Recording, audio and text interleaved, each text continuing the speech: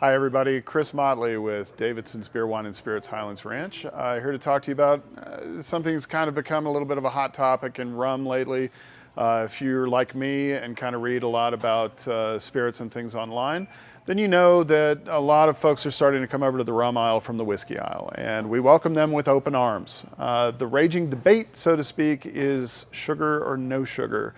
So yes, rum is made from sugar cane, it's made from molasses, and we know that. But through distillation and all that, all of the sugars are stripped out, and you wind up with a spirit that maybe has the it gives you the thought of sweetness, but doesn't have actual sweetness to it.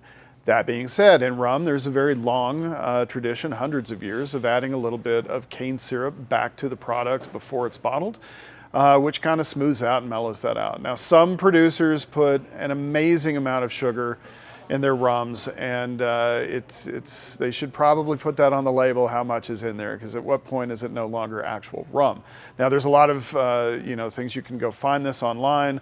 If you just get on your browser and type in how much sugar is in rum, you'll be able to find all kinds of Excel spreadsheets that show you exactly how much sugar is in rum. So in some instances, which we'll talk about in a minute with say like plantation, it's not really that much of an issue. But if you're one of the folks who is really hardcore about no sugar dosing to your rum whatsoever, let's talk about Barbados. So in Barbados, you've got Mount Gay, which has been producing since the 1700s. They do not add sugar to their rums. They make fabulous dry rums for mixing, sipping, all sorts of things. One of my favorites is their Black Barrel, which is aged in a cask that gets extra char to it, almost like an alligator char is what we kind of call that. It gives it a little bit of a touch of a barrel smoke. So I'm not talking about smoke in terms of like a peated scotch, but more like just a barrel smoke to it. Gives it extra complexity, very nice. Another distillery that is making all of the headlines, so to speak, in this argument about sugar or no sugar in rum is Foursquare Distillery. Foursquare is run by Richard Seal. He's pretty adamant about not dosing his rums with anything, and as such, it's just, the spirit, oak, and thyme, and that's it. He does play around with different oaks. He'll do, he's done a Zinfandel finish, which is one of my favorite rums of all time. Currently, we only have the premise in. These go very quickly. This is done in bourbon and sherry oak. It's a lovely Foursquare rum. The thing is, when we get them, they sell pretty quickly and they're gone. So we are waiting on the newer offerings from Foursquare to come in. But also know that if you can't find those, there is a rum that you can find from there readily available that is made at Foursquare and is the creation of a gentleman named Bailey Pryor, who is a really great filmmaker. You should look him up on your browser too. I think you'll be surprised. He's done a lot of those, a lot of your favorite ski films. And snowboard films have been done by him. He also made an award-winning documentary called, about the gentleman who's known as the Real McCoy.